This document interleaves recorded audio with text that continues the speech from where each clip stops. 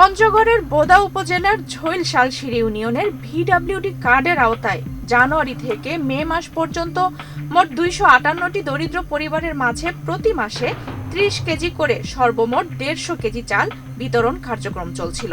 এই কার্যক্রমের আড়ালেই গরিবদের কাছ থেকে চাল দেওয়ার নামে জনপ্রতি 500 থেকে 600 টাকা করে অবৈধ অর্থ আদায়ের অভিযোগ উঠে আসে। এই ঈদে জামা জুতো অ্যাক্সেসরিজের ডিসকাউন্ট। অবৈধভাবে অর্থ আদায় করায় ওই ইউনিয়নের 11 জন ইউপি সদস্যকে আটক করেছে আইন শৃঙ্খলা বাহিনী। 500 টাকা কিসের জন্য? চাল নেওয়ার জন্য 500 টাকা। কিন্তু সরকারি জিনিস, এটা কেন কি কারণে?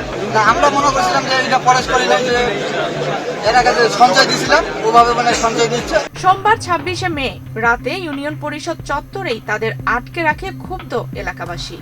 পরে সেনাবাহিনী, উপজেলা নির্বাহী কর্মকর্তা, এক্সিকিউটিভ ম্যাজিস্ট্রেট ও পুলিশের উপস্থিতিতে অভিযুক্তদের জিজ্ঞাসাবাদ করা হয়। সেখানে সুবিধাভোগীদের কাছ থেকে টাকা নেয়ার কথা স্বীকারও করেন অভিযুক্ত এই ইউপি সদস্যরা।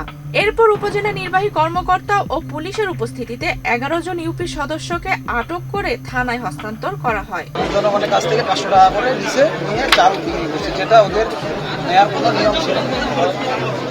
জনগণ আজকে সবাই অনেক খুশি, আজকে যে সেনাবাহিনী আসে আমরা সবাই খুশি, এলাকাবাসী।